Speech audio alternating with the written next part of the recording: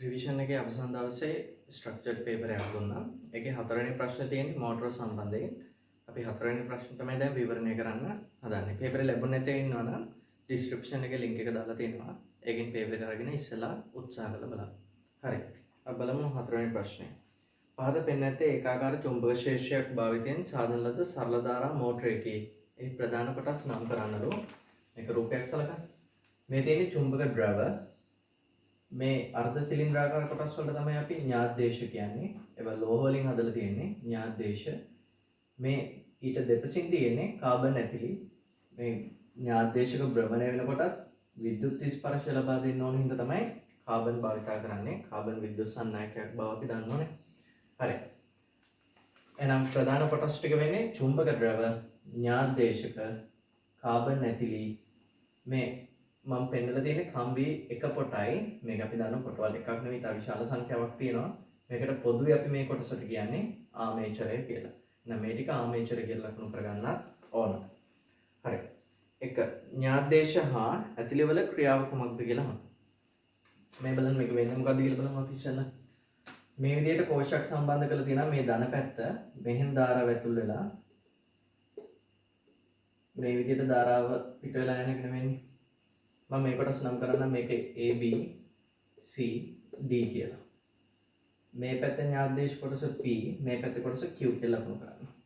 දැන් මේක බලය ඇති වෙන හැටි බලමු. වමන්ත්‍රී තියෙන පුළුවන් මට බලය ගන්න. මේ කොටස් දෙක දැන් තියෙන විදිහට චුම්බක ශේෂයට සමාන්තරයි. මේ දෙක නෙමෙයි මත නෙමෙයි බලය ඇති වෙන්නේ ලම්බකව ධාරා ගෙනියන සන්නායක මත. චුම්බක ශේෂයට ලම්බකව ධාරා ගෙනියන සන්නායකයක් මතනේ අපි දන්නේ බලයක් ඇති වෙන්නේ. බලයේ දිශාව ගමු. චුම්බක ශේෂ දිශාව මෙහාට, ධාරා දිශාව මෙහාට, මෙයාගේ මත බලය ඉහළට තියෙන්නේ. චුම්බක ශේෂ මෙහාට, ධාරා මෙහාට, මෙයා මත බලය තියෙන්නේ පහළට. එහෙනම් මේ විදිහට ඉදි මෝටරේ භ්‍රමණය වෙන හදන්නේ මේ දිශාවට. දැන් මේක හරියටම අංශක 180ක් භ්‍රමණය වුණොත් මේ AB කොටස මේ පැත්තට ඇවිල්ලා තියෙනවා. මේ CD කොටස මේ පැත්තට ඇවිල්ලා තියෙන්න ඕන. P ඥාතදේශක කොටස මේ පැත්තට යනවා. Q ඥාතදේශක කොටස මේ පැත්තට එනවා. තාම කෝෂයේ ධනාග්‍රය මේක. සරල ධාරා ප්‍රභේදයකටනේ සම්බන්ධ කරලා තියෙන්නේ. තාම ධාරාව ඇතුල් වෙන්නේ මේ පැත්තෙන්. ධාරාව පිට වෙලා යන්නේ මේ විදිහට. දැන් තේරෙන්න ඕන මේ ඥාතදේශක භාවිතා කරපු හින්දා ආමේචරය අංශක 180කින් භ්‍රමණය වුණාට පස්සේ ධාරාව යවල තියෙන එකම හැඩයකට. හැබැයි ආමේචර දිහා බැලුවම තේරෙන්න ඕන මේකේ ධාරාව යන්නේ ABCD දිශාවට, මේකේ ධාරාව යන්නේ CD DCBA දිශාවට. චක්‍රීය දිශාව විරුද්ධ වෙලා තියෙන්නේ. එහෙම වෙන්න හේතුව බලමු. එහෙම කරගන්න හේතුව මේ වෙලදී බලය තියෙන්නේ කොහටද? මේ විදිහටමනේ ධාරා යන්නේ. එහෙනම් මේ ආකාරයෙන්මයි බලය ඇති වෙන්නේ. ආපහු වෙන දෙයක් නැහැනේ. එහෙනම් තේරෙන්න ඕන සරල ධාරා ප්‍රභවයක් භාවිතා කරන හින්දා එකම පැත්තට මෝටරේ භ්‍රමණය කරන්න ඕන නම් අංශක 180කින් භ්‍රමණය වුණාට පස්සේ නැවතත් ඒ විදිහටම බලය ඇති කරන්න වෙනවා. ඒ විදිහටම බලය ඇති කරන්න නම් ආමේචරය තුලින් ගලන ධාරාව ප්‍රතිවිරුද්ධ කරගන්න වෙනවා. එහෙනම් අංශක 180කින් භ්‍රමණය වුණාම ඥාතදේශක දෙකත් භ්‍රමණය වෙන හින්දා ධාරාව ලැබෙන දිශාව පරිපථයට ධාරාව ලැබෙන පැත්ත එකම වුණාට ආමේචරය තුලින් ධාරාව ගියපු දිශාව නම් ප්‍රතිවිරුද්ධ වෙලා තියෙනවා. මේකෙදි ධාරාව යන්නේ ABCD දිශාවට, මේකෙදි ධාරාව යන්නේ DCBA දිශාවට. එහෙනම් මේ ඥාතදේශක මගින් කරන්නේ මෝටරේ අංශක 180කින් භ්‍රමණය වුණාට පස්සේ ධාරාව යන දිශාව ආමේචරය තුලින් ධාරාව යන දිශාව ප්‍රතිවිරුද්ධ කරපු එක. ඒකින්ද අපිට පුළුවන් මේ මෝටරේ එකම පැත්තකට භ්‍රමණය කරව ගන්න. එහෙනම් සරල ධාරා මෝටරේට විශේෂත්වය එකයි ආමේචරය තුලින් ගලන ධාරාව ඒක 180කින් භ්‍රමණය වුණාම ප්‍රතිවිරුද්ධ කරගන්න ඕන. ඒ සඳහා තමයි අපි ඥාතදේශක සහ ඇතිලි භාවිතා කරන්නේ. දෙක ආමේචරයේ චුම්බක ශේෂ්ත්‍රයට තීට කෝණයක් ආනත විට එය මත ඇතිවන ගූර්ණය සඳහා ප්‍රකාශනයක් ලියන සංකේත හඳුන්වනවා. එහෙනම් චුම්බක ශේෂ්ත්‍රයට තීට කෝණයක් ආනත අවස්ථාව. චුම්බක ශේෂ්ත්‍රයට තීට කෝණයක් ආනත අවස්ථාවේදී කම්බි පුඩුවක් මත ඇතිවන ගූර්ණය පිළිබඳ සමීකරණයක් අපි දන්නවා. මේ එමෙතන අපි දඟරේ තියෙන මේ විදිහට චුම්බක ශේෂ්ත්‍රය තියෙන මෙහාට. එහෙනම් දඟරයයි චුම්බක ශේෂ්ත්‍රය අතර කෝණය තමයි තීට කියලා අපිට දීලා දෙන. ආමේචරයේ චුම්බක ශේෂ්ත්‍රයට තීට කෝණයක් ආනත අවස්ථාව. හැබැයි අපි දන්නවා සමීකරණයේදී අපි ආදේශ කරන්න ඕන දංගරයයි ශේෂ්ත්‍රය අතර කෝණය නෙමෙයි දංගරයට අදින අභිලම්බයයි ශේෂ්ත්‍රය අතර කෝණය. කියන්නේ මේ කෝණය. මේ කෝණය අනුව ඍණ θ. එහෙනම් මොකක්ද සූත්‍රය? ගූර්ණයේ G සමානයි ABIN sin θ. මෙතනදී θ වෙනකොට ආදේශ කරන්න ඕන. අනිවාර්යෙන් θ කියලා කියන්නේ දංගරයට අදින අභිලම්බයයි චුම්බක ශේෂ්ත්‍රයයි අතර කෝණය. එහෙනම් මෙතනදී අපි ආදේශ කරලා තියෙන්න ඕන sin 90 ඍණ θ. 90 ඍණ θ. එහෙනම් G සමානයි ABIN sin 90 ඍණ θ. sin 90 ඍණ θ කියන්නේ cos θ කියලා අපි දන්නවා. එහෙනම් මේ විදිහට ලියලා තිබ්බත් ප්‍රශ්නයක් නැහැ. ABIN cos θ විදිහටත් අපිට ගූර්ණය ලබා ගන්න පුළුවන්. මේක A කියන්නේ දඟරේ පරස්පර වර්ගඵලය. උදාහරණයක් අපි හිතමු මෙයාගේ දිග B පළල A කියලා. එහෙනම් මේකේ වර්ගඵලය වෙන්නේ AB ගුණිතය. AB ගුණිතය. එහෙනම් දඟරේ වර්ගඵලය B කියන්නේ දඟරේ තියෙන ඒකාකාර චුම්බක ශේෂ්ත්‍රී ශ්‍රාව ඝනත්වය. I කියන්නේ දඟරේ තුලින් ගලන ධාරාව. N කියන්නේ පොටවල් සංඛ්‍යාව. sin θ මෙතන θ කෝණය කියලා කියන්නේ මෙතන ආදේශ වෙන්න ඕන අනිවාර්යෙන් දඟරයට අඳින අභිලම්බයයි චුම්බක ශේෂ්ත්‍රය අතර කෝණය. ඒකින් තමයි මෙතන 90 ඍණ θ කියනගේ ආදේශ කරේ. එහෙනම් ගූර්ණයමට මේ ප්‍රකාශනයෙන් ලබා ගන්න පුළුවන්. භ්‍රමණය වෙන කෝණය සමග ව්‍යාවර්තය වෙනස් වන ආකාරය. يعني ගූර්ණය වෙනස් වන ආකාරය අඳින්නකො. එහෙනම් අපි දන්නවා මේකෙදී හැමතිස්සම ගූර්ණය එකම පැත්තට තමයි ඇති වෙලා තියෙන්නේ.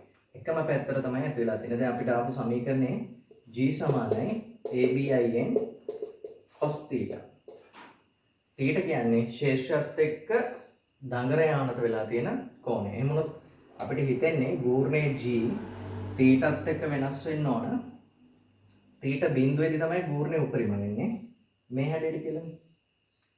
හැබැයි අපි දන්නවා මේ ඥාද්දේශක මගින් සිදු කරන්නේ දඟරේ 180කින් භ්‍රමණය වුණාට පස්සේ අංශක 180කින් භ්‍රමණය වුණාට පස්සේ මෙයාගේ ගූර්ණය ඇති වෙන පැත්ත එකම කරන්න ඕන හින්දා දඟරය තුලින් ගලන ධාරාක දිශාව ප්‍රතිවිරුද්ධ කරපු එක. ඉතින් හැමතිස්සෙම ගූර්ණය ඇති වෙන්නේ එකම පැත්තකට විරුද්ධ වෙන්න දෙන්නේ නැහැ. ඉතින් මේ විදිහට ප්‍රස්ථාරයෙන් දුක් පෙරදී ඉතින් මේ ඍණ පැත්තට තියෙන ගූර්ණයත් ධන පැත්තට හරවලා දෙන එක තමයි මේකෙදී ඥාද්දේශ මගින් සිදු කරන්නේ. ඉතින් නිවැරදි ප්‍රස්ථාරය වෙන්න ඕන මේක. නිවැරදි ප්‍රස්ථාරය වෙන්න ඕන මේක.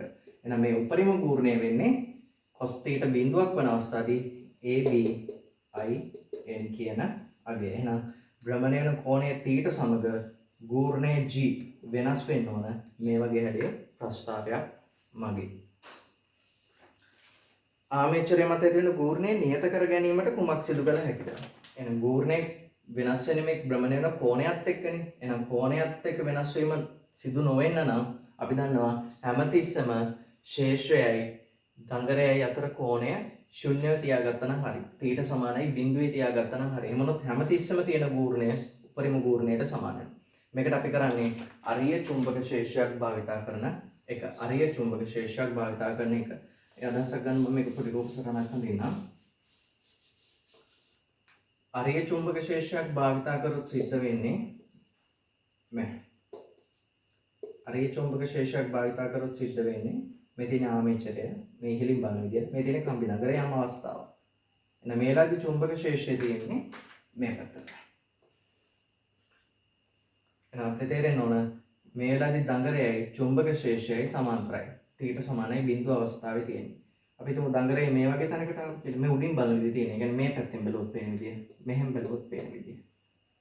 දඟරේ මේ වගේ පැත්තකට ආවොත් ඒ වෙලාවට අනුරූප චුම්බක ශේෂ්ත්‍රය වෙන්නේ මේ විදිහට.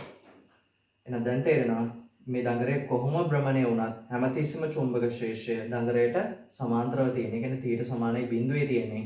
එහෙම වුණොත් අපිට මේ දඟරේ මත ඇති වෙන ගූර්ණය නියතව පවත්ව ගන්න පුළුවන්. ඒ හින්දා ආමේචරය මත ඇති වෙන ගූර්ණය නියත කර ගැනීම සඳහා අපිට සිදු කරන්න පුළුවන් දේ තමයි අරිය චුම්බක ශේෂ්ත්‍රයක් භාවිතා කිරීම. ප්‍රශ්න කොටස.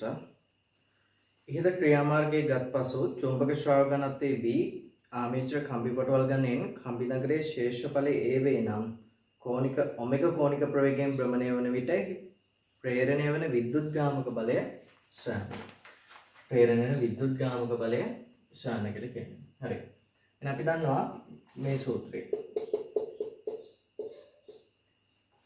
V චුම්බක ක්ෂේත්‍රයකට ලම්බකව V ප්‍රවේගයෙන් චලිත වෙද්දී චුම්බක ක්ෂේත්‍රයටයි ප්‍රවේගයටයි දෙන්නටම ලම්බක දිගේ එල්වන කම්බියක් මත ප්‍රේරණ වන විද්‍යුත්ගාම බලයට සූත්‍රය. එහෙනම් මේක භ්‍රමණය වෙද්දී අපි තුමු මෙයා ඔමෙගා කෝණික ප්‍රවේගයෙන් භ්‍රමණය වෙනවා කියලා. එතකොට මේ අක්ෂය වටානේ භ්‍රමණය වෙන්නේ. එතකොට මේ අක්ෂයේ ඉඳලා මේ පැත්ත කෙළවරට තියෙන දුර වෙන්නේ ඒ බෙදීම 2යි. මම මේ දිගේ A කියලා අරගෙන තියෙන්නේ. මේ දුර ඒ බෙදීම 2යි. එහෙනම් මේ පැත්තට අනුරූප ස්පර්ශීය වේගය වෙන්නේ v කියලා ගත්තොත් v සමානයි r ඔමෙගානේ. r කියන්නේ ඒ බෙදීම 2යි ඔමෙගා වෙන්නේ. එතකොට මේ චුම්බක ක්ෂේත්‍රයට සමාන්තරව තියෙන චුම්බක ක්ෂේත්‍රයට ලම්බක නෙමෙයි. මේක තියෙන්නේ චුම්බක ක්ෂේත්‍රයට ලම්බකව ප්‍රවේගයටත් ලම්බකයි. ඒකින්ද ප්‍රේරණය සිද්ධ වෙන්නේ මේ කොටසයි මත විතරයි. එහෙනම් ප්‍රේරණ වෙන විද්‍යුත්ගාම බලය මේක කොටසක් මත ප්‍රේරණ වෙන විද්‍යුත්ගාම බලය වෙන්නේ E සමානයි චුම්බක ශ්‍රව ඝනත්වයේ B දිග වෙන්නේ මේ කම්බි කොටස දිග V ප්‍රවේගය වෙන්නේ A ඔමෙගා බෙදීම 2යි.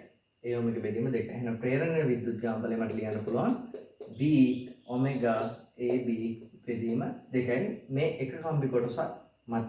මේ අපි හිතමු මේ AB කම්බි කොටස මත. එහෙනම් මෙයාගේ මත ප්‍රේරණ විද්‍යුත්ගාම බලයත් එම දිගමයි එම ප්‍රවේගයමයි තියෙන්නේ. එකම චුම්බක ක්ෂේත්‍රය තියෙන්නේ. එහෙනම් අනිවාර්යෙන් DC මත ප්‍රේරණ වෙන විද්‍යුත්ගාම බලයත් මෙයාගේම වෙන්න ඕන. එහෙනම් අපි දැන් මේකේ ප්‍රේරණ වෙන දිශාව බලමු. ප්‍රේරණ වෙන දිශාව බලමු. මේ අපි දන්නවා මේ කම්බි කොටස ඉහළට යන්නේ මේ කම්බි කොටස පල්ලෙහාට එන්නේ. එකම ස්පර්ශීය වේගයක් තියෙනවා. මොකද මේ අක්ෂයේ ඉඳලා මෙතන තියෙන ඒ බෙදීම දෙකක දුරත් මේ අක්ෂයේ ඉඳලා මෙහාට තියෙන ඒ බෙදීම දෙකක දුරත්. හරි. දිශාව බලමු අපි.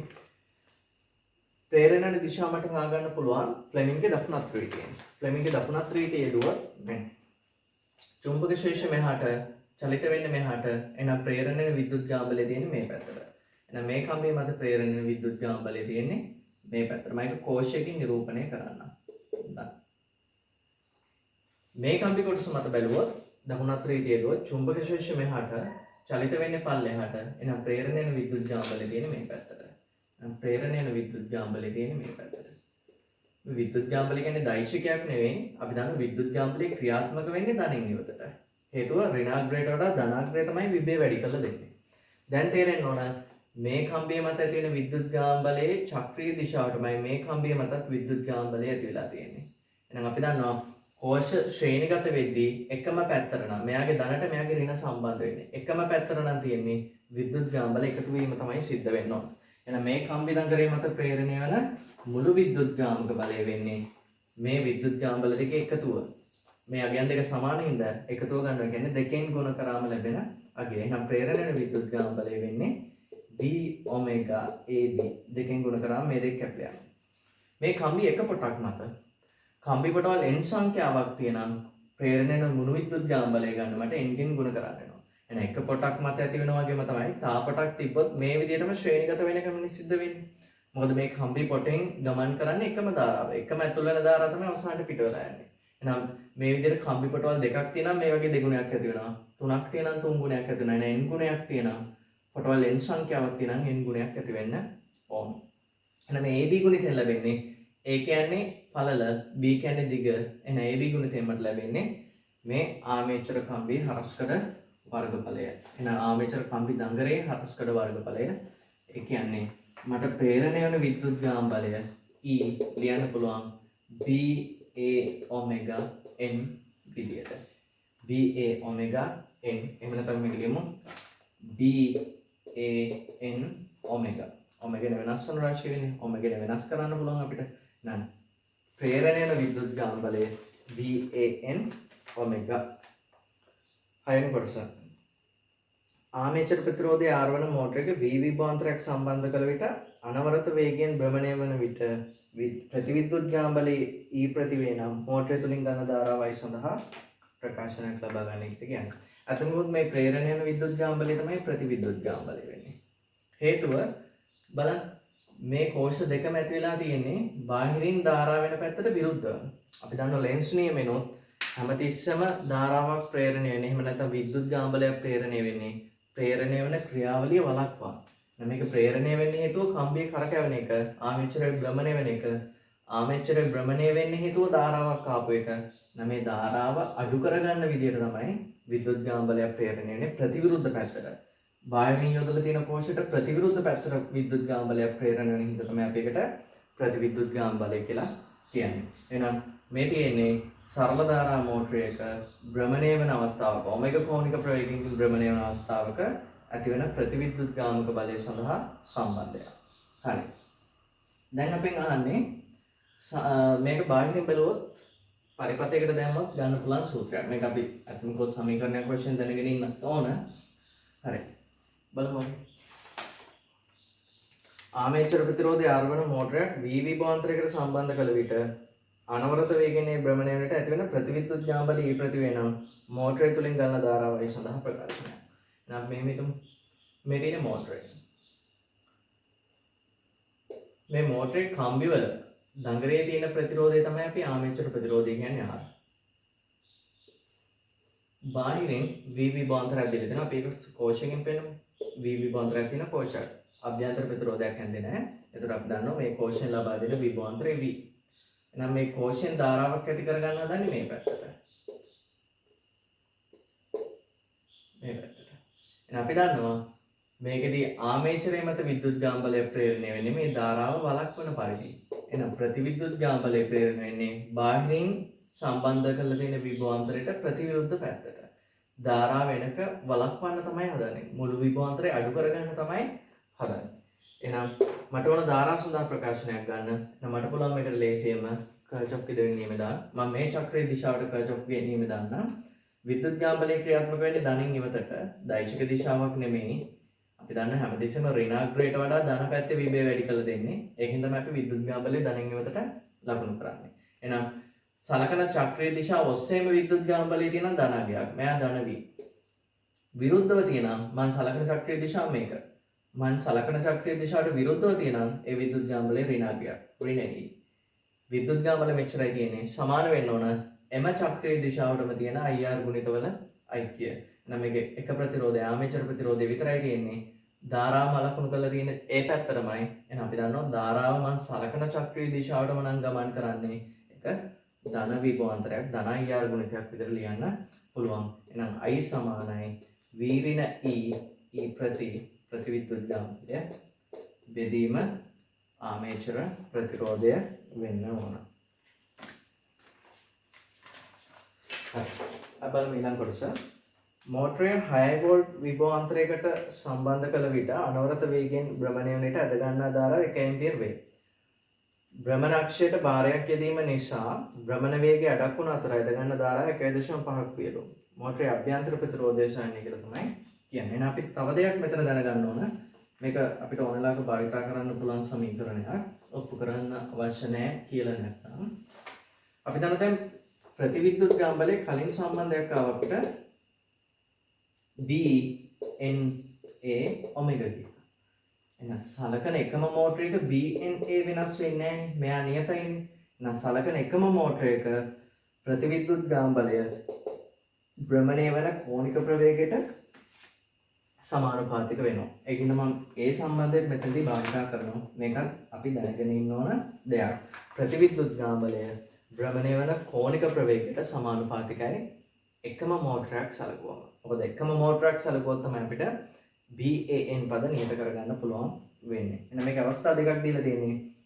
6 වෝල්ට් විභවාන්තරයකට සම්බන්ධ කළ විට අනවරත වේගයෙන් භ්‍රමණය වීමට ඇද ගන්නා ධාරාව 1 ඇම්පියර වුණාලු. එහෙනම් එක සැරයක් ආදේශ කරන්න පළවෙනි අවස්ථාවට ධාරාව 1යි විභවාන්තරය 6යි ප්‍රතිවිද්‍යුත් ගාම්බලය දන්නේ E කියලා ගමු. බෙදන්න ඕන ආමේචර ප්‍රතිරෝධය දන්නේ නැහැ R. දෙවෙනි අවස්ථාවේදී භාරයක් සම්බන්ධ කරපු හින්දා භ්‍රමණ වේගය අඩක් වුණාලු. එහෙනම් භ්‍රමණ වේගය අඩක් වෙනවා කියන්නේ ප්‍රතිවිද්‍යුත් ගාම්බලය අඩක් වෙන්න ඕන. එහෙනම් කලින් E නම් දැන් E බෙදීම දෙකක් වෙන්න ඕන. මේ වෙලාවේදී ධාරාව 1.5ක් වුණාලු. එහෙනම් 6 ඍණ E නෙවෙයි දැන් E බෙදීම 2. ආමේචර ප්‍රතිරෝධය කියන්නේ කම්බි දඟරේ ප්‍රතිරෝධය ආමේචර ඔතල දෙන කම්බි දඟරේ ප්‍රතිරෝධයක නියතයක වෙනස් වෙන්නේ නැහැ. එහෙනම් මට අවස්ථා දෙකකදී සමීකරණ දෙකක් ලබා ගන්න පුළුවන්. එහෙනම් මේ සමීකරණ දෙක විසඳන්න පුළුවන් මට සිම්පල් ආර්ගය හොයාගන්න. එහෙනම් මේකෙත් මේ පැත්තට අපිට හරස් ගුණිතය අරගන්න පුළුවන්. පළවෙනි සමීකරණය. එහෙනම් පළවෙනි සමීකරණේ හරස් ගුණිතය ගත්ත වෙන්නේ R සමානයි 6 ඍණ e. මෙතනදී හරස් ගුණිතය ගත්තම එන්නේ 1.5යි r සමානයි 6 ඍණ e බෙදීම 2. අපි දෙක දෙකෙනුත් ගුණ කරමු. දෙකෙන් ගුණ කරාම 1.5 3ක් වෙනවා. 6 12ක් වෙනවා. e බෙදීම 2 e වෙනවා. දැන් මට පුළුවන් මේ සමීකරණයකින් මේ සමීකරණය අඩු කරන්න. එහෙනම් දෙවෙනි සමීකරණය මම පළවෙනි සමීකරණය අඩු කරන්න. 3r ගෙන් r අඩු කරොත් 2r. 12න් 6ක් අඩුනාම 6යි. ඍණ e ගෙන් ඍණ e අඩුනාම ඍණ e කියන්නේ ධන e වෙලා e කැපිලා යනවා. 6 විතරයි ඉතුරු වෙන්නේ. එහෙනම් r සමානයි මට ලැබෙනවා 3යි ohm. 6 බෙදීම 2 3යි ohm. ආමේචර ප්‍රතිරෝධයකින්ද 3යි ohm වෙන්න ඕන. ඉහත භාර හේතු අවස්ථාවේ මෝටරේ ප්‍රධාන ක්ෂමතාවය, යාන්ත්‍රික ජවය, කාර්යක්ෂමතාවය සොයන්න කියලා කියනවා. හරි. මෙන්න මේ කතන්දරේ එතන අපි දැනගෙන ඉන්න ඕන. අපිට ආවනේ සමීකරණය I සමානයි v ඍණ e බෙදීම r. එහෙනම් මේ r මෙයාට ගුණ කරාට පස්සේ IR සමානයි v ඍණ e. එහෙනම් මේක v සමානයි e ධන IR. එහෙනම් පෝෂක විභවාන්තරය ගන්න සමීකරණය ඒ හා සමානයි. එහෙනම් මේ තියෙන්නේ මෝටරේ දෙකලවර විභවාන්තරය. තියෙන ප්‍රතිවිද්‍යුත්ගාමක බලය මේ e ප්‍රතිනේ තිබුණේ. ප්‍රතිවිද්‍යුත්ගාම බලය මේ තියෙන්නේ මෝටරේ ඇද ගන්නා ධාරාව r කියන්නේ ආමේචර ප්‍රතිරෝධය. මම මේක තාවසරයක් ධාරාවෙන් ගුණ කරන්න. vi සමානයි e ප්‍රති i ධන i වර්ගය r. එහෙනම් මේකෙන් අපිට ක්ෂමතා අතර සම්බන්ධයක් තමයි ඇවිල්ලා තියෙන්නේ. මේ බලන්න. vi කියන්නේ ප්‍රධාන විභවාන්තරයයි ධාරාවේ ගුණිතය. මේ තියෙන්නේ ප්‍රධාන ක්ෂමතාවය. ප්‍රධාන ක්ෂමතාවය. මේ තියෙන්නේ i වර්ගය r. අපි දන්නවා ප්‍රතිරෝධකෙන් තාපය උත්සර්ජන වෙන ශීඝ්‍රතාවය p සමාන i වර්ගය r. එහෙනම් මේ ආමේචර ප්‍රතිරෝධයෙන් තාපය හානි වන ශීඝ්‍රතාවය. තාපය හානි වන ශීඝ්‍රතාවය. මේ මොකක්ද එහෙනම්? ප්‍රධාන ක්ෂමතාවය, තාපය හානි වන ශීඝ්‍රතාවය. එහෙනම් මේ ප්‍රතිවිද්‍යුත්ගාමක බලය මගින් කාර්ය කරන ශීඝ්‍රතාවය. ප්‍රතිවිද්‍යුත්ගාම බලයට එරෙහිව කාර්ය කරන ශීඝ්‍රතාවය තමයි ඒක යාන්ත්‍ර ද්‍රව්‍යයක් වශයෙන් මෝටරෙන් ප්‍රතිදානය කරන්නේ. එහෙනම් මේක තමයි ප්‍රතිදාන ක්ෂමතාවය. ප්‍රතිදාන ක්ෂමතාවය. එහෙනම් නැත්නම් අපි මේකට කියනවා යාන්ත්‍රික ජවය කියලා. ජවය කියන්නේ ක්ෂමතාවයටනේ. එහෙනම් ඉහත බාර හේතු අවස්ථාවේ මෝටරේ ප්‍රධාන ක්ෂමතාවය, යාන්ත්‍රික ජවයයි, කාර්යක්ෂමතාවයයි හොයන්නකෝ. එහෙනම් මම ආදේශ කරලා ගන්නවා. එහෙනම් ප්‍රධාන ක්ෂමතාවය කියලා කියන්නේ vi ගුණිතය. එහෙනම් ප්‍රධාන ක්ෂමතාවය සමාන වෙන්නේ විභවාන්තරය ලබා දුන්නේ 6ක්. ඒ වෙලාවේ ධාරාව බාරේ යෙදුවයි පස්සේ 1.5ක් වෙලා තියෙනවා. එහෙනම් මට ලැබෙනවා 6 වැඩි කිරීම 1.5 9යි වෝල්ට්. ප්‍රධාන ක්ෂමතාවය 9යි වෝල්ට්. ඊට පස්සේ යනවා යාන්ත්‍රික ජවය. යාන්ත්‍රික ජවය කියලා කියන්නේ ප්‍රතිදාන ක්ෂමතාවය. ප්‍රතිදාන ක්ෂමතාවයටම තමයි අපි යාන්ත්‍රික ජවය කියන්නේ. නම් ප්‍රතිවිද්‍යුත්ගාම බලයට එරෙහිව කාර්ය කරන ශීඝ්‍රතාවය තමයි යාන්ත්‍රික ශක්තියක් ලෙස නිදහස් වෙන්නේ. එහෙනම් ප්‍රතිවිද්‍යුත්ගාම බලය අපිට මේ වෙලාවේදී හොයාගන්න වෙනවා. ධාරාව දාන ප්‍රතිවිද්‍යුත්ගාම බලය හොයාගන්න වෙනවා. නම් කලින් අර සමීකරණයෙන් අපිට ඊට අගයක් හොයාගන්න පුළුවන්. අපිට පළවෙනි සමීකරණය ආවේ ධාරාව 1යි v6යි ප්‍රතිවිද්‍යුත්ගාම බලය e පළමු අවස්ථාවේ පළවෙනි සමීකරණයට අපි මම කියන්නේ ආමේචර ප්‍රතිරෝධය අපිට 3නේ ආවේ. එහෙනම් මෙතන e හොයාගන්න පුළුවන්. e සමානයි මේ පැත්තට 3යි. එහෙනම් e මෙහාට ගෙනවත් 6න් 3ක් අඩුනම 3යි වෝල්ට්. මේ ආරම්භක අවස්ථාවේ පළවෙනි අවස්ථාවේ තිබිච්ච ප්‍රතිවිද්‍යුත්ගාම බලය අපි දන්නවා භාරයක් යෙදුවයි පස්සේ ප්‍රතිවිද්‍යුත්ගාම බලය දෙගුණයකින් අඩු වුණා. එහෙනම් ප්‍රතිවිද්‍යුත්ගාම බලය 1.5යි. ධාරාවත් 1.5යි මේ වෙලාවේදී. එහෙනම් මට ලැබෙනවා 2.25 කියලා යාන්ත්‍රික ජවය. කාර්යක්ෂමතාවය හොයන්න කියලා කියනවා. කාර්යක්ෂමතාවය කියන්නේ අපි දන්නවා මේ ප්‍රධාන ක්ෂමතාවය සම්බන්ධ කරලා ලියන්න පුළුවන්. කාර්යක්ෂමතාවය සමානයි ප්‍රතිදාන ක්ෂමතාවය. කියන්නේ යාන්ත්‍රික ජවයම තමයි. ප්‍රතිදාන ක්ෂමතාවය බෙදන්න ඕන ප්‍රධාන ක්ෂමතාවය වැඩි කරන්න ඕන 100ට 100. එහෙනම් අපි මේ අගයන් දෙකම හොයාගෙන තියෙන්නේ ආදේශ කරගෙන අපිට උත්තරය ලබා ගන්න පුළුවන්. ප්‍රතිදාන ක්ෂමතාවය 2.25යි. ප්‍රධාන ක්ෂමතාවය 9යි. වැඩි කිරීම 100ට 100. මේක සුළු කරලා පුළුවන් අපිට මෝටරේ යාන්ත්‍රික ජවය අපිට පුළුවන් මෝටරේ කාර්යක්ෂමතාවය සඳහා අගයක් ලබා ගන්න. හරි. එහෙනම් සරල ධාරා මෝටරේ ඔකටට දැනගන්න තියෙන්නේ ඔය කරුණු ටික විතරයි. එහෙනම් මම අපෝ පොඩක් සාරාංශයක් වශයෙන් කියන්නම්. මෝටරේක අපි දැනගන්න ඕන දේ තමයි මෝටරේක ප්‍රතිවිද්‍යුත් ගාමක බලය භ්‍රමණය වෙන කෝණික ප්‍රවේගයට සමානුපාතික වෙනවා. මෝටරෙන් යම් වෙලාවකදී ගලන ධාරාව මෝටරේ දෙකලවර විභවාන්තරය V ප්‍රතිවිද්‍යුත් ගාම බලය අඩු කරලා අභ්‍යන්තර ප්‍රතිරෝධයෙන් බෙදුවම ලැබෙන අගයට සමාන වෙනවා. අභ්‍යන්තර ප්‍රතිරෝධය කියන්නේ මෙතන ආමේචර ප්‍රතිරෝධය. ආමේචර ප්‍රතිරෝධයෙන් බෙදුවම ලැබෙන අගයට සමාන වෙනවා. මේකේ තව දෙයක් පොඩ්ඩක් ඔලුවට අරගන්න. එහෙනම් මෝටරේ වැඩිම ධාරාවක් හැදගන්නේ V නියතයි. ලබා දෙන විභවාන්තරයේ ප්‍රතිරෝධය නියතයි. එහෙනම් I උපරිම වෙන්නේ ප්‍රතිවිද්‍යුත් ගාම බලය ආම වන අවස්ථාවේ. අපි දන්නවා ප්‍රතිවිද්‍යුත් ගාම බලයේ බිඳුවක් වෙනවා භ්‍රමණය වෙන වේගය බිඳුවක් වුණාම. ඒ කියන්නේ මෝටරේ භ්‍රමණයක් වෙන්නේ නැති අවස්ථාව. ඒ කියන්නේ ආරම්භයේදී නිශ්චලතාවයේ ඉඳලානේ භ්‍රමණය වෙන්න පටන් ගන්නෙ. එහෙනම් ආරම්භයේදී තමයි ප්‍රතිවිද්‍යුත් ගාම බලයේ ශුන්‍ය අවමගයක් ලැබෙන්නේ. ඒ වෙලාවේ තමයි උපරිම ධාරාව ලැබෙන්නේ. උපරිම ධාරාව වෙන්නේ I max V බෙදීම R. ඔමෙගා සමානයි බිඳුවේදී තමයි මෝටරය තුළින් උපරිම ධාරාවක් ඇදගන්න. එහෙනම් මෝටරයේ ආරම්භයේදී උපරිම ධාරාවක් ඇද ගන්නවා.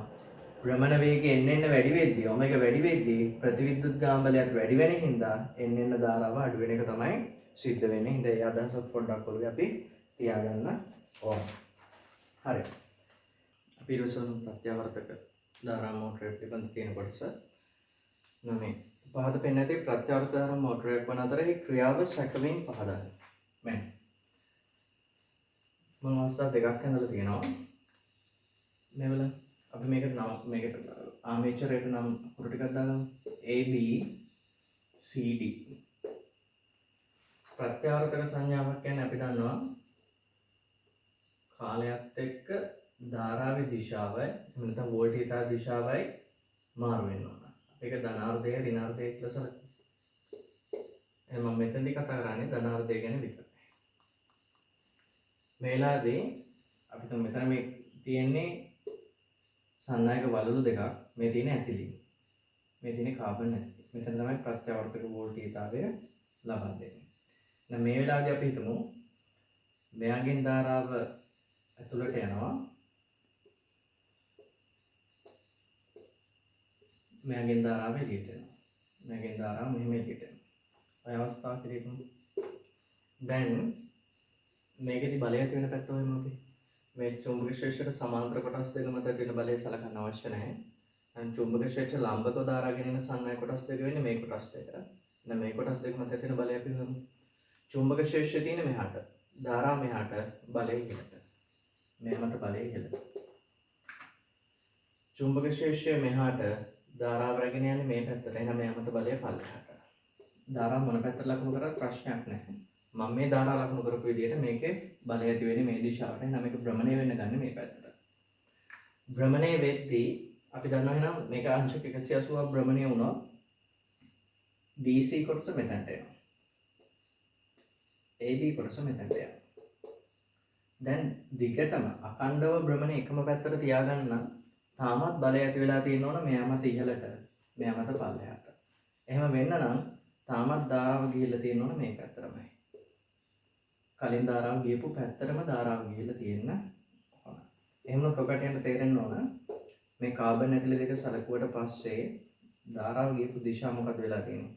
මෙයාගෙන් ධාරාව ඇතුල් වෙලා මෙයාගෙන් පිට වෙලා තියෙන්න ඕන. ඒ කියන්නේ ධාරාව දිශාව ප්‍රතිවිරුද්ධ වෙලා තියෙන්න ඕන. එහෙනම් ධනාර්ධයේදී මේ විදිහට ධාරාව ගියා නම් අංශක 180ක් භ්‍රමණය වුණාට පස්සේ අපි දන්නවා ප්‍රත්‍යාවර්තක සංඥාවක් හින්දා එයාගේ ඍණාර්ධයට ආවා.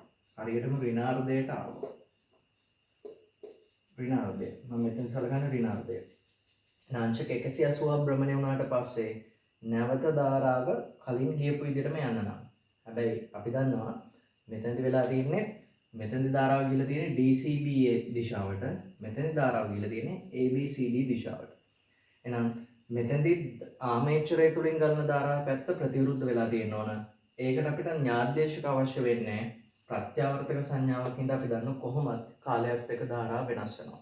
හැබැයි මෙතනදී හරියටම හරියන්න නම් 180කින් භ්‍රමණය වුණාම ආමේචරය අර්ධයක් භ්‍රමණය වුණාට පස්සේ ධාරාවේ පැත්තත් හරියටම ප්‍රතිවිරුද්ධ වෙලා තියෙනවා. මේ තියෙන ධනාර්ධය, මෙතනදි මම සලකලා තියෙන්නේ ඍණාර්ධය. එහෙනම් ප්‍රත්‍යාවර්තක ධාරා මෝටරයක් භ්‍රමණය කරන්න පුළුවන්, එකම පැත්තට නිවැරදිව භ්‍රමණය කරන්න පුළුවන්. හරි අර්ධයක් භ්‍රමණය වුණාට පස්සේ මේ ප්‍රත්‍යාවර්තක සංඥාවේ ධාරාව ප්‍රතිවිරුද්ධ වෙලා තියෙන්න ඕන. එහෙනම් අදහසක් ගන්න පුළුවන් අපිට ප්‍රත්‍යාවර්තක ධාරා මෝටරයක් කොහොමද එකම පැත්තට භ්‍රමණය වෙන්නේ කියලා. එහෙනම් මෙතනදී අපිට න්‍යායදේශක අවශ්‍ය වෙන්නේ ධාරාව ප්‍රතිවිරුද්ධ කරන්න. සරල ධාරා මෝටර එක තමයි අපිට සරල ධාරා ප්‍රභවයෙන් එකම පැත්තට ධාරාව වෙන හින්දා තමයි න්‍යායදේශක අවශ්‍ය වෙන්නේ ආමේචරය තුලින් ගන්න ධාරාව ප්‍රතිවිරුද්ධ කරන්න. හැබැයි ප්‍රත්‍යාවර්තක ධාරා මෝටරේදී අපි දන්නවා ප්‍රත්‍යාවර්තක සංඥාව කොහොමත් ප්‍රතිවිරුද්ධ වෙන හින්දා හරි අර්ධයක් භ්‍රමණය වුණාම ධාරාව ප්‍රතිවිරුද්ධ වුණා නම් මේ මෝටරේ දිගටම එකම පැත්තට අපිට භ්‍රමණය කරගන්න පුළුවන්. එහෙනම් ක්‍රියාවලිය සරලව අපිට පැහැදිලි කරගන්න පුළුවන්. 10 කොටස. ඉහත සරල ධාරා සහ ප්‍රත්‍යාවර්තක ධාරා මෝටරවල ආමේචර නිර්මාණය කිරීම සඳහා මෘදියකඩ හරයක් භාවිතා කරන්නේ ඇයි කියලා. මෘදියකඩ හරයක් භාවිතා කරන්න හේතුව තමයි අපි මේකේ හරස්කඩක් බලමු. ඒ කියන්නේ මේ පැත්තෙන් බැලුවොත් වෙන විදිය. ප්‍රත්‍යාවර්තක ධාරා මෝටර එක හරිය සරල ධාරා මෝටර එක හරිය මේ පැත්තේ. ඉදිරියෙන් බැලුවොත් වෙන විදිය අපි අඳින්න. හරස්කඩ අදහසක් ගන්න. මේ තියෙන ආමේචරය. මෘදියකඩ හරයක් තියෙන සිලින්ඩ්‍රාකාර කොටසක්. ඉහළින් බැලුවම අපිට පේන්නේ වෘත්තාකාර හරස්කඩ විතරයි. මේක චුම්බක ශේෂ්ත්‍රයක තියලා තියෙන්නේ මේ N මේ S කියලා හිතමු. මේක දඟලේ උතලා තියෙන්නේ. මේ දඟලේ එක පැත්තක් විතරයි අපිට පේන්නේ. මේ විදිහට මේක මෘදියකඩ නෙවෙයි නම් අපි දන්න බල රේඛා සාමාන්‍ය විදිහටම ඒ අදාළ ද්‍රව්‍ය වලින් ගමන් කරනවා. මෘදියකඩ වුණොත් සිදුවන වෙනස තමයි මේ ශ්‍රාව රේඛා පුළුවන් තරම් මෘදියකඩ හරයෙන් යන්න බලනවා. එහෙනම් මෘදියකඩ වලට චුම්බක බල රේඛා ආකර්ෂණය වීම සිද්ධ වෙනවා. එහෙනම් මෘදියකඩ භාවිතා කරා නම් බල රේඛාවල හැදෙන්නේ මේ විදිහට. අනිවාර්යයෙන්ම මතක තියාගන්න චුම්බක බල රේඛා මෘදියකඩ වලට ලම්බකව තමයි ඇතුල් වීම සිද්ධ වෙන්නේ. ලම්බකව තමයි පිටවීම සිද්ධ වෙන්නේ. එහෙනම් මේ බල රේඛා පුළුවන් තරම් චුම්බක ශේෂ්ත්‍රය මෘදියකඩ හරය ඔස්සේ ගමන් කරන්න බලනවා. ඒ කියන්නේ පුළුවන් තරම් බල රේඛා දඟලේ ඡේදනය කරන්නත් බලනවා. මෙතනින් අපිට කාර්යක්ෂමතාවය වැඩි කරගන්න පුළුවන් වෙනත් ද්‍රව්‍යයකට වඩා චුම්බක ආකර්ෂක ද්‍රව්‍ය. මෘදියකඩ කොබෝල්ට් එහෙම නැත්නම් නිකල් වගේ මූල ද්‍රව්‍යයක් විතරයිනේ අපි දන්නේ චුම්බක ආකර්ෂක ද්‍රව්‍යන්නේ. නැත්නම් චුම්බක ආකර්ෂක ද්‍රව්‍යයක් විදිහට බහුලව අපිට භාවිත කරන්න පුළුවන් දේ වෙන්නේ මෘදියකඩ. මෘදියකඩ හරයක මේ කම්බිය තුව අපිට පුළුවන් තරම් චුම්බක ශ්‍රාවයක් මෘදියකඩ හරය යවන්න. මෘදියකඩය හරහා යනවා කියන්නේ පුළුවන් තරම් චුම්බක බල රේඛා ප්‍රමාණයක් මේ දඟලෙන් ඡේදනය කරන්නත් පුළුවන්. හින්දා වැඩි ව්‍යාවර්තයක් දාගන්න පුළුවන්. ඉතින් මෘදියකඩ භාවිත කරන්නේ කාර්යක්ෂමතාවය වැඩි කරගන්න. එහෙම නැත්නම් මෘදියකඩය චුම්බක බල රේඛා ආකර්ෂණය කරන හින්දා කම්බි දඟලය වැඩිපුර බල රේඛා ප්‍රමාණයකට ඡේදනය කරගන්න පුළුවන්. මෘදියකඩ හරයක් භාවිත කරන විට ප්‍රතිඵලයක් ලෙස සුලි ධාරා ජනිත වීම සිදුවේ. ඒ ආම කරගන්නේ කෙසේද? අපි දන්නවා සන්නායකයක් භ්‍රමණය වෙද්දී චුම්බක ශේෂ්ත්‍රයක මේ සන්නායක තුලත් ධාරා ප්‍රේරණය වෙන්න පුළුවන්. ඒක නැති කරන්න පුළුවන් අපිට මේකදී. يعني අපි ඒකට කියනවා සුලි ධාරා කියලා. මෘදියකඩ හරයක ඇති වෙන ධාරා කියන්නේ ප්‍රයෝජනවත් ධාරාවක් නෙමෙයිනේ. ධාරා පුඩු ඇති වෙනවා. එහෙනම් ඒ ධාරා පුඩු සුලි ධාරා කියලා හඳුන්වනවා. සුලි ධාරා ආම කරගන්න පුළුවන් අපිට මේ ආමේචරය ආස්තරීකරණය කරොත්. ඒ කියන්නේ මේක තහඩු වලට වෙන් කරලා ඔක්සයිඩ් වලින් නැවත අලවන්න ඕන. මොකද තහඩු වලට වෙන් කරලා නැවත සම්බන්ධ කරලා වැඩක් නැහැ. නැවත සම්බන්ධ කරද්දී ඒ තහඩු අතර විද්‍යුත් සන්නායන හැකියාව නැති කරන්න ඕන. එහෙනම් විද්‍යුත් සන්නායනය නොකරන ඔක්සයිඩ් එකකින් තමයි නැවත ඒ තහඩු සම්බන්ධ කිරීම සිදු කරන්නේ. හරි. අපි බලමු 11 වෙනි කොටස. ඉහත සිදු කරන ක්‍රියාවලිය රූප සටහනින් දක්වන්න. ඒ කියන්නේ අපි සුලි ධාරා නැති කරන්න කරන්නේ මෘදියකඩ හරය ආස්තරීකරණය කරන එකනේ. නම් මේක කොහොමද සිදු කරන්නේ කියලා අපිට පෙන්වන්න අවශ්‍යයි. අපි මේ මිදුම් මේකෙදී මම පොඩි ත්‍රිමාන රූපයක් හදිනවා.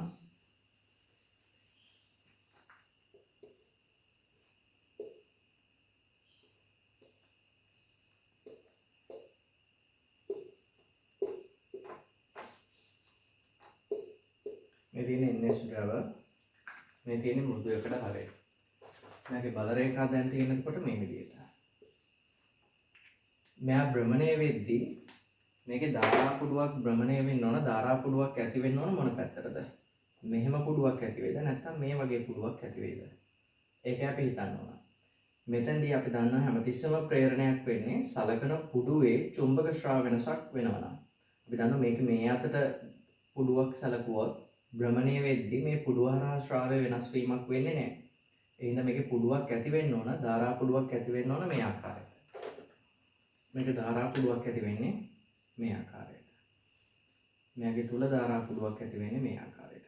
ඒක නිවැරදි හැඩයක් දක්වන්න අවශ්‍ය නැහැ. මේ ආකාරයට තමයි ධාරා කුඩුවක් ඇති වෙන්නේ. මම මේ ධාරාවේ දිශාව ලකුණු කරාට දිශාවක් නිවැරදිව අවශ්‍ය වෙන්නේ නැහැ. භ්‍රමණය වෙන පැත්තත් එක්ක ධාරාවේ දිශාව වෙනස් වෙන්න පුළුවන්. මේ සුළි ධාරා නිසා වෙන්නේ මෙයාගේ කාර්යක්ෂමතාවය ටිකක් අඩු වෙන එකනේ. එහෙම නැත්නම් වෙන්නේ ශක්තිය ටිකක් තාපය වශයෙන් හානි වෙලා යන එකනේ. එහෙනම් මේකදී සුළි ධාරාවම කරන්න පුළුවන් අපිට මේ ආමේචරය මේ හැඩයට ආස්තරීකරණය කරන්න. වෘත්තාකාර තහඩු කොටස් වලට ආස්තරීකරණය කරන්න. එහෙම වුණොත් අපි දන්නවා මේ කුඩුවක සම්පූර්ණ ලොකු කුඩුවක් ඇති කරගන්න බෑ. හේතුව මේ තහඩු දෙකක් අතර විද්‍යුතය සංවහනය කරන්න බැරි විදියට තමයි අපි ආස්තරීකරණය සිදු කරන්නේ. එහෙම නැත්නම් ඔක්සයිඩ් වලින් අලවන්නේ. හැබැයි අවම කිරීමක් කියලා කියන්නේ හේතුව මේකේ පොඩි ඉතා කුඩා ප්‍රමාණයේ කුඩු ඇති වෙන්න පුළුවන් මේ එක තහඩුවක් තුළ. තහඩු කිහිපයක් සලකලා ලොකු කුඩුවක් ඇති වෙන විදියක් නැහැ. හින්දා සුළි ධාරා සම්පූර්ණයෙන් ශුන්‍ය කරන්න බෑ. අපිට අවම කිරීමක් සිදු කරන්න පුළුවන් ආමේචරය මේ විදියට ආස්තරීකරණය කරොත්. ඒ හින්දා ආමේචරය ආස්තරීකරණය කරන ආකාරය මේ විදියට පෙන්වනවා. හරි. මේ වගේ ත්‍රිමාන රූපයකින් පෙන්වනවා වඩා පැහැදිලි වෙයි.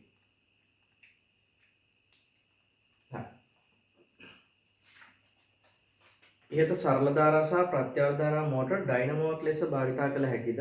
එවිට එය ක්‍රියාව පැහැදිලි කරන්න. ඔව් පුළුවන්. සරල ධාරා මෝටරේ ප්‍රත්‍යවර්ත ධාරා මෝටරේ දෙකම විද්‍යුතයේ සැපීමක් සිදු කරන්නේ නැතුව භ්‍රමණය කරොත් අපිට පුළුවන් යම් කිසි ක්‍රමයකින් ආමේචරය භ්‍රමණය කරවන්න. විද්‍යුතයේ සපයන්නේ නැතුව අපි බාහිරින් වෙනම යම් කිසි ක්‍රියාවලියකින් ආමේචරය භ්‍රමණය කිරීමක් සිදු කරනවා. උදාහරණයක් බයිසිකල් රෝදයකට සම්බන්ධ කරලා පුළුවන් අපිට ආමේචරය භ්‍රමණය කරන්න. ආමේචරය භ්‍රමණය කරොත් අපි දන්නවා අපි සරල ධාරා මෝටරේදී ව්‍යුත්පන්න කර ප්‍රතිවිද්‍යුත් ගාම බලය නිපදවීම සිදු වෙනවා. අරිය චුම්බක ශ්‍රේෂ්ඨයක නම් අපි දන්නවා sin θ පදයෙන් මේ විද්‍යුත් ගාම බලය ප්‍රේරණය වෙනවා. එහෙනම් අපි දන්නවා ධාරාවක් සපයන්නේ නැතුව බාහිරින් කෝෂයක් සම්බන්ධ කරන්නේ නැතුව ආමේචරය භ්‍රමණය කරන්න පුළුවන් වුණොත් ආමේචරයේ ප්‍රේරණය වෙන විද්‍යුත් ගාම බලය නිසා අපිට පුළුවන් බාහිර පරිපථයේ ධාරාවක් හදාගන්න. ඒකින්ද සරල ධාරා මෝටරයකින් නම් සරල ධාරා ඩයිනමෝවක් හැදෙනවා. ප්‍රත්‍යාවර්තක ධාරා ඩයිනමෝකින් නම් ප්‍රත්‍යාවර්තක ධාරා මෝටරයකින් නම් ප්‍රත්‍යාවර්තක ධාරා ඩයිනමෝවක් හදාගන්න පුළුවන්. පොඩි අදහසක් ගමු. සරල ධාරා මෝටරයකින් නම් ප්‍රතිවිද්‍යුත් ගාම බලය වෙන්නේ ABN omega. එහෙනම් එයා භ්‍රමණය කරන විට ඒ කියන්නේ සරල ධාරා මෝටරයක් කෝෂයකින් විද්‍යුතය සපයන්නේ නැතුව ආමේචරය භ්‍රමණය කරොත් අපිට කාලයත් එක්ක මේ වගේ වෝල්ටීයතාවයක් ප්‍රතිවිද්‍යුත් ගාම බලයක් නිපදව ගන්න පුළුවන්. අරිය චුම්බක ශ්‍රේෂ්ඨයක නම් අපි මෙතන sin θ පදේ නැහැනේ. එමුණොත් නිපද වෙන විද්‍යුත් ගාම බලය නියත කරගන්න පුළුවන්. ඔමෙගා නියතයි නම් විද්‍යුත් ගාම බලය නියතයි. EABN omega. E සමානයි ABN omega. එහෙනම් සරල ධාරා මෝටරයක් අපිට සරල ධාරා ඩයිනමෝවක් ලෙස භාවිත කරන්න පුළුවන්. ප්‍රත්‍යාවර්තක ධාරා මෝටරයක් භ්‍රමණය කරොත් අපිට ඉපද වෙන්නේ ප්‍රත්‍යාවර්තක වෝල්ටීයතාවයක්ම තමයි. එහෙම නැත්නම් ප්‍රත්‍යාවර්තක ධාරාවක්ම තමයි. මෙයාගේ උපරිමාගය ABN omega වලින් ලබා ගන්න පුළුවන්. කාලයත් එක්ක වෙනස් වෙනවා. උපරිම මේ කාලයත් එක්ක කෝණය එහෙම නැත්නම් අපිට මෙතෙන්දී අරිය චුම්බක ශ්‍රේෂ්ඨය භාවිත කරපු හින්දා ප්‍රශ්නයක් නැහැ. අරිය චුම්බක ශ්‍රේෂ්ඨය භාවිත කරපු හින්දා අපිට එන්න ඕන මේ වගේ හැඩයක්. අරිය චුම්බක ශ්‍රේෂ්ඨය භාවිත කරන අපිට ලැබෙන්න ඕන කාලයත් එක්ක නිපදවන විද්‍යුත් ගාම බලය වෙනස් වෙන්නේ මේ හැඩයට. ධන ඍණ දිශා දෙකකට. එහෙම නැත්නම් බිඳුවෙන් එක වෙලාවක ධන පැත්තට අනිත් වෙලාවක ඍණ පැත්තට හින්දා අපිට මේ ලැබෙන්නේ ප්‍රත්‍යාවර්තක වෝල්ටීයතා සංඥාවක්ම තමයි. එහෙනම් අපිට පුළුවන් සරල ධාරා මෝටරයක් සරල ධාරා ඩයිනමෝවක් ලෙස භාවිතා කරන්න. ප්‍රත්‍යාවර්තක ධාරා මෝටරයක් ප්‍රත්‍යාවර්තක ධාරා ඩයිනමෝවක් ලෙස භාවිතා කරන්න. හරි. එහෙනම් මේ මෝටර පිළිබඳ මතක් වෙන්න අවශ්‍ය තමයි මේ ව්‍යුහගත ප්‍රශ්නය කතා කරේ. නම් මේකෙනුත් ඔකට අදහසක් ලැබුණ කියලා හිතනවා. හොඳට විභාගෙට මුහුණ දෙන්න. සිකුරාදා MCQ එක තියෙන්නේ. MCQ එකට අවශ්‍ය වෙන්න කරුණු ටිකකුත් මම මේකදී කිව්වා. සරලව මතක තියාගන්න ඕන කරුණු ටික. ගොඩක් වෙලාවට රචන ප්‍රශ්නයක් හරි ව්‍යුහගත එකක් ආවොත් හරි තමයි මේ පිළිබඳව වැඩි දුර මේ අපි කතා කරපු ප්‍රමාණයෙන් අහන්නේ. ඒ හැරෙන්නේ MCQ එකක් ආවොත් අපිට සරලව මේකට පිළිතුරු සපයන්න පුළුවන්. විභාගෙ ලියන ඔයගොල්ලෝ හැමතෙම මම සුබ පතනවා හොඳට විභාගෙ ලියා ගන්න පුළුවන් වෙන්න කියලා.